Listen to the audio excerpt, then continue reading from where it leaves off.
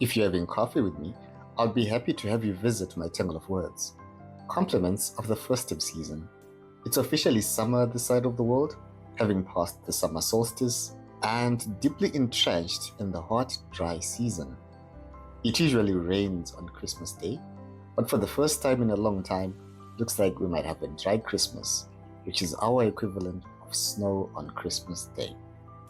If you're having coffee with me, I'll tell you about an ambitious project launched in 2021 to turn the traffic circle known as Mbudzi Roundabout into an $85 million modern traffic interchange.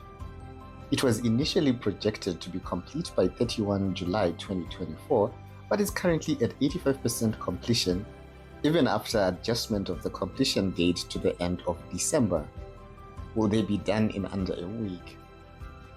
The public is generally skeptical about the project and its bloated budget.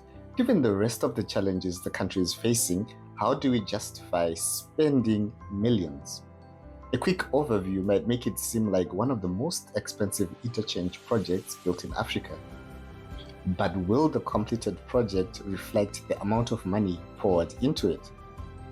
Compared to the Area 18 interchange in Malawi, which cost 6.557 million in 2020, the Mount Edgecombe interchange in South Africa, which cost 65.9 million in 2018. If you're having coffee with me, I'll tell you that at a recent cabinet briefing, it was announced that upon completion, Mbudzi interchange would be renamed to Trabablas interchange after one of the president's liberation war names, Trabablas Dzokerai Mabhunu, in recognition of his developmental work in the Second Republic.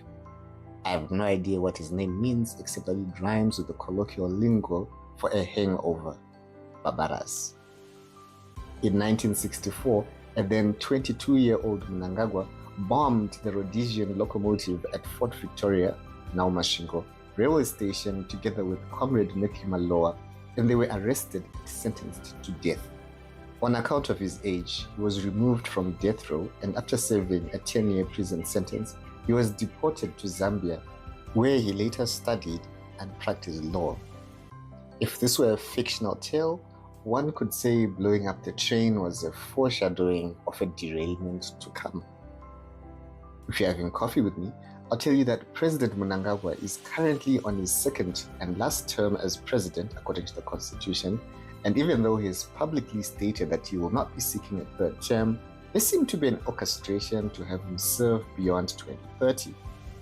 Social media reveals that the president's car, the Zim1, is now a Rolls-Royce, and there's been speculation on how one could acquire such a vehicle if they had no plans to stay in power. If you're having coffee with me, I'll tell you that we're at a barbecue with Trabablas, aka a goat, which is known as Mbudzi in Chishona.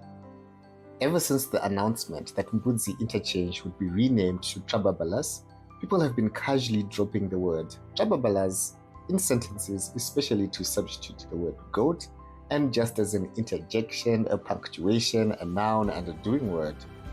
It was the best of times. It was the Trababalas of times. It's Christmas in a little bit. What's been happening in your neck of the woods?